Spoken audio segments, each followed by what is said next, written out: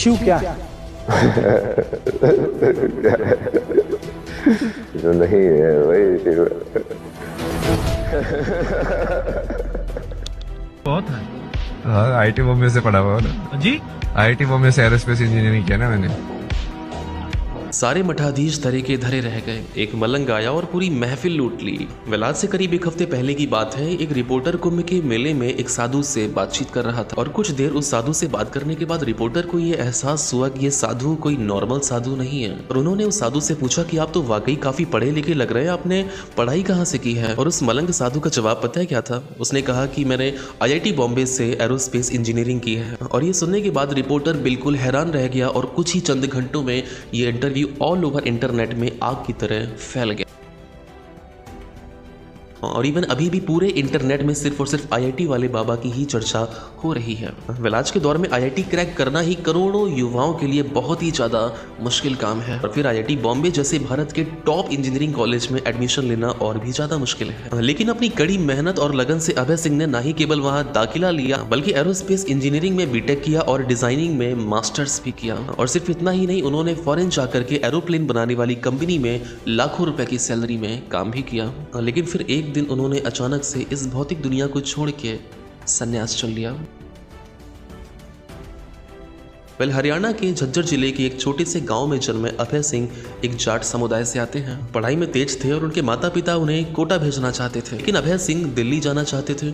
उन्होंने अपने ही दम पे IIT की परीक्षा को पास किया और अपनी पढ़ाई पूरी की। और इसके बाद वे कनाडा चले गए जहां पर उनकी बहन पहले से ही रह रही थी और वहां पे जाके उन्होंने एक बहुत ही ज़्यादा प्रतिष्ठित एरोस्पेस कंपनी में काम किया। लेकिन तभी कोरोना का लॉकडाउन लग गया। यही लॉकडाउन का वो समय था जिसने उन्हें आत्मचिंतन करने का अवसर दिया और इसी मंथन के चलते उन्होंने अपनी जिंदगी को एक अलग दृष्टि से देखना शुरू कर दिया था। और लॉकडाउन जैसे ही खत्म हुआ वे भारत लौट आए और अपनी फोटोग्राफी के माध्यम से उन्होंने तीर्थ स्थलों में जाना, वहां को एक्सप्लोर करना शुरू कर दिया था। अभय सिंह के बहुत सारे इंटरव्यू से ये पता चला है कि उनका जो पारिवारिक संघर्ष था वो बहुत ही ज़्यादा पेनफुल था, बहुत ही ज़्यादा एक टॉर्चर से भरा था। और उन्होंने ऑन द कैमरा ये बात खुलकर बोली है कि उनके माता पिता के बीच में आपस में बहुत ज़्यादा झगड़े हुआ करते थे और जिस कारण के चलते उनका खुद पर ही शादी से विश्वास उठ गया था। और उनका कहना यह भी था कि उनके माता पिता समाज की झूठी प्रतिष्ठा के पीछे भागते रहे और अभय सिंह की खुशी की कोई परवाह ही नहीं करी। उनकी मम्मी चाहती थी कि वो UPSC भी क्लियर करे, लेकिन अभय सिंह का बिल्कुल भी मन नहीं था। कि मम्मी ने समाज को दिखाने के लिए कहा कि तुम नौकरी मत करना, बस UPSC क्लियर कर लो। इससे अभय सिंह को यह महसूस हुआ कि उनकी खुशी की इस घर में कोई परवाह ही नहीं है। फैमिली तो बहुत ही अजीब है ना मेरी, वो मेरे को बोलते बीच में क्योंकि मैं पढ़ाई में बढ़िया हूँ, IAS का एग्जाम क्लियर कर दे। मैं मुझे वो काम ही नहीं करना है। बोला ना नहीं, एग्जाम क्लियर करते, नौकरी मत करना। मतलब ये कैसे सोच वाले लोग हैं यार। मतलब तू अपने बेसिकली 1-2 साल वेस्ट करो वो चीज़ क्लियर करने के लिए, सिर्फ उनको ये दिखाने के लिए कि हमारे बेटे ने एग्जाम क्लियर कर दिया।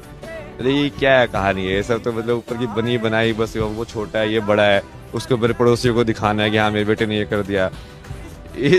उनको तो मेरी जिंदगी से तो मतलब ही नहीं है, मतलब कि मुझे क्या करना है।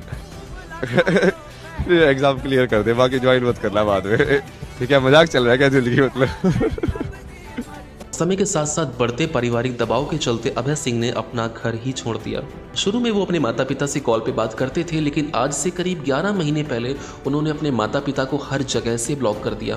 पारिवारिक संघर्षों और मानसिक तनाव के चलते उन्होंने अपनी ही लाइफ पर एक छोटी सी शॉर्ट फिल्म भी बनाई थी, जो पूरी फिल्म उनके जीवन के अनुभवों पर आधारित थी। लेकिन फिल्म बनाने के समय वे इतने ज्यादा भावनात्मक संघर्षों से गुजर रहे थे कि उन्होंने अपनी गर्लफ्रेंड से भी कह दिया था कि अब तुम जा सकते हो, मेरे अंदर तुम्हारे लिए अब कोई भी फीलिंग नहीं है। और अपने जीवन का मकसद खोजने के लिए अभय सिंह ने काफी सारे साधु संतों की शरण ली। वेल उन्होंने अपना काफी सारा समय ईसा फाउंडेशन में भी बिताया और वहां पे जाकर के गहन साधना की। वेल इसके अलावा उन्होंने बहुत सारी अलग अलग जगह जाकर के अपनी साधना को, अपनी तपस्या को पूरा किया। लेकिन एक बात तो बिल्कुल सच है कि अध्यात्म की राह इतनी आसान नहीं होती है। किसी भी पहुंचे हुए गुरु के पास जाने के लिए आपको ये सिद्ध करना पड़ता है कि आपकी नीयत बिल्कुल साफ है और आप एक सच्चे साधक हैं। अभय सिंह ने जब ये परीक्षा को पास किया तो उन्हें एक सन्यासी का नाम दे दिया गया। आमतौर पर तो लोगों का सोचना ये है कि स्पिरिचुअलिटी या अध्यात्म जो है वो बेरोजगार या किसी नशे में डूबे हुए लोगों के लिए होती है, लेकिन जब कोई IIT बॉम्बे ग्रेजुएट अध्यात्म की बात करता है ना, तो इसे नजरअंदाज बिल्कुल भी नहीं किया जा सकता। जब ज्ञान में क्लैरिटी होगी ना, तब ओपिनियंस फेड हो जाएंगे। समझे आप? तथ्य जब आएगा तब आपको ओपिनियन मैटर नहीं करता है। फिर वो तथ्य है। तुम क्या सोचते हो, मुझे क्या मतलब है? कोई कुछ भी टिप्पणी करता रहे उसके ऊपर, वो तो तथ्य है। वेल, आपने ये सुना होगा कि अभय सिंह जो है हर इंटरव्यू में शिव को ही सत्य बताते हैं और शिव की ही चर्चा करते हैं। आपको अब इस जीवन से क्या चाहिए?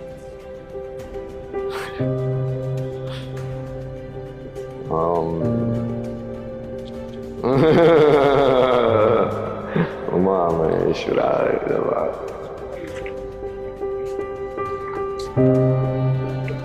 वो मुक्ति है मोक्ष? दोनों एक साथ। सबसे बड़ा वैराग्य, सबसे बड़ा ग्रस्त महादेव। सबसे बड़ा बैरागी, सबसे बड़ा गृहस्थ महादेव।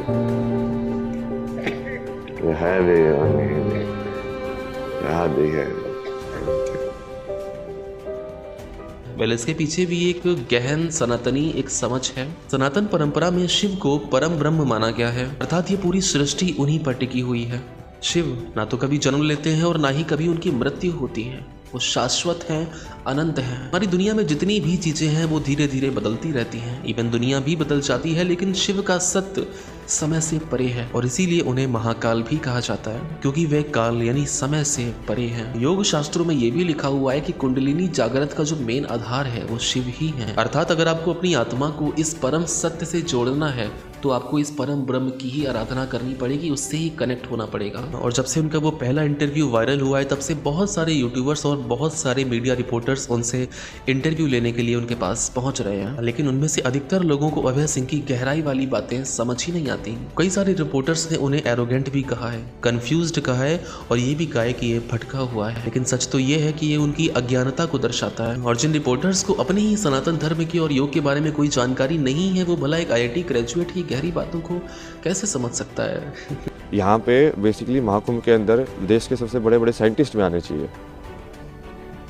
तो इसरो के साइंटिस्ट वही बैठ के तुम डिस्कस करो ना विज्ञान को, और वो बोलो उन बाबा को कि यदि तुम्हारे पास ज्ञान है तो तुम इस चीज़ का भी जवाब दो।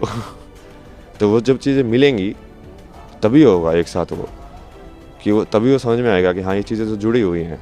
वेल, मैं आपको सच बताऊं, आज की जो युवा पीढ़ी है, जो एक यूथ है, वो बस एक रैट रेस में भाग रहा है। एक अच्छे स्कूल और कॉलेज में एडमिशन, फिर एक हाई पैकेज वाली सैलरी, फिर बड़ा घर, नई गाड़ी, फिर शादी, फिर बच्चे, रैट रेस। लेकिन जब कोई अचानक से इस दौड़ को छोड़कर रुकता है और ये सोचता है कि आखिर उसकी ज़िंदगी का असल मकसद क्या है, तब उसको ये एहसास होता है कि उसकी असली खुशी जो है वो उसके अंदर ही है, जो पीस है, जो सुकून है वो उसके अंदर ही है, ना कि किसी बाहरी भौतिकी चीज़ों में। अभय सिंह ने जो भी किया वो सबके लिए नहीं है, लेकिन उनकी जो ये कहानी है ये हमें सिखाती है कि हमें सिर्फ भौतिक चीज़ों के पीछे ही भागते नहीं रह जाना है। वेल, एक सवाल शायद आप सभी लोग के मन में आ रहा होगा, तो क्या अस्तित्व सर, हमको सब कुछ छोड़ करके क्या हमें संन्यास ले लेना चाहिए? नहीं, ऐसा बिल्कुल भी नहीं है, बल्कि अभय सिंह की कहानी हमें यह सिखाती है कि हमें भौतिक सफलता और आध्यात्मिक सफलता को दोनों को एक साथ अचीव करना चाहिए। दोनों एक साथ चल सकते हैं। हमको अपनी नौकरी, अपने परिवार से, अपने पढ़ाई, कैरियर या अपनी जिम्मेदारियों से भागने की ज़रूरत नहीं है।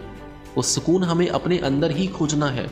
और अगर चाहते तो श्री कृष्ण भगवान अर्जुन से कह सकते थे कि तुम सब कुछ छोड़ के संन्यास ले लो। नहीं, उन्होंने कहा कि अगर तुम्हें वो रोल मिला है तो तुम्हें अपनी जिम्मेदारियां निभानी है। अगर तुम एक योद्धा की जगह खड़े हो तो तुम्हें एनी हाउ युद्ध लड़ना है, नो मैटर आपकी सिचुएशन में आपके सामने कौन है।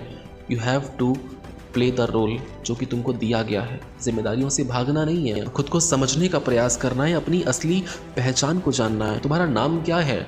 हम कहेंगे मेरा नाम अस्तित्व है, या तुम्हारा नाम मान लो शैलेश है, कुछ भी है, तुम शैलेश हो। तुम्हारे माता पिता का नाम क्या है? कुछ भी नाम होगा। असल में तुम शैलेश नहीं हो, तुम्हारे शरीर का नाम शैलेश है। तुम्हारा जो शरीर है उसका नाम शैलेश है। तुम कौन हो? कभी शांति से बैठना तो सवाल करना अपने आप से, कहाँ से आए हो, किस पर्पस से आए हो। जवाब तुम्हारे अंदर ही मिलेंगे, उसके लिए किसी पहाड़ों में जाने की ज़रूरत नहीं है। और अगर आप एक स्टूडेंट हैं तो आपको अपनी एडुकेशन में और स्पिरिचुअलिटी में बैलेंस बना के चलना चाहिए। देखिए, हम नहीं कह रहे हैं कि आप 4-4 घंटे पूजा करें, लेकिन अगर आप 10 मिनट भी, 24 घंटे में अगर आप 10 मिनट भी इस परम ब्रह्म से कनेक्शन बना लेते हैं ना, उससे प्रे करते हैं, उससे सिर्फ कनेक्ट होते हैं, अंदर ही अंदर मंथन करते हैं, स्पिरिचुअलिटी का लेवल बैलेंस होता रहेगा आपका। स्पिरिचुअलिटी यानी अध्यात्म आपको स्ट्रेस से बचाता है, डिप्रेशन से बचाता है, आपको शांत और फोकस्ड बनाता है, जिससे कि आप अपने लक्ष्य को और भी ज़्यादा अच्छे से हासिल कर सकते हैं। और अगर आप एक पेरेंट हैं तो आपको डरने की बिल्कुल भी ज़रूरत नहीं है। स्पिरिचुअलिटी का मतलब पलायन नहीं बल्कि खुद को बेहतर बनाना होता है। और ज़रूरी नहीं कि हर कोई सन्यासी बन जाए कि अध्यात्म को अपनाने से आपका बच्चा और भी ज़्यादा जिम्मेदार, संतुलित और समझदार बनेगा। तो इस पूरी घटना से आखिर हमें क्या सीखना चाहिए? सबसे पहला पॉइंट, सफलता सिर्फ पैसा और कैरियर ही नहीं है। असली जो सक्सेस है वो इंटरनल हैप्पीनेस होती है, अंदर की खुशी। और दूसरी बात, स्पिरिचुअलिटी का मतलब ये नहीं कि आपको दुनिया घर बार छोड़ देना है।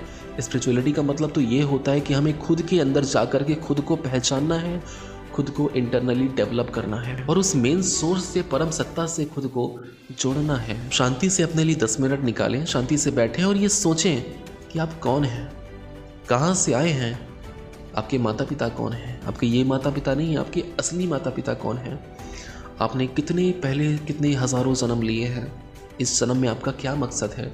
क्या मकसद है आपका जो आप पूरा नहीं कर पा रहे, जो परमात्मा आपको बार बार धरती में भेज रहा है? तो दोस्तों, इस पूरी घटना से आपने क्या सीखा? क्या आपको लगता है कि स्पिरिचुअलिटी, आध्यात्मिकता ज़रूरी है? क्या हमें इसे अपनी लाइफ में अपनाना चाहिए? कमेंट करके प्लीज़ ज़रूर बताइएगा। वीडियो अगर पसंद आई हो, समझ आई हो तो वीडियो को लाइक करके चैनल को ज़रूर सब्सक्राइब कर देना, अपने मित्रजनों को भी शेयर कर देना। तो तब तक के लिए बाय बाय एंड इट्स अस्तित्व गुप्ता साइनिंग ऑफ। और एक बार मेरे साथ जोर से बोलिए, बोलो नमः पार्वती पते हर हर महादेव। जय शिव शंभू, हर हर महादेव।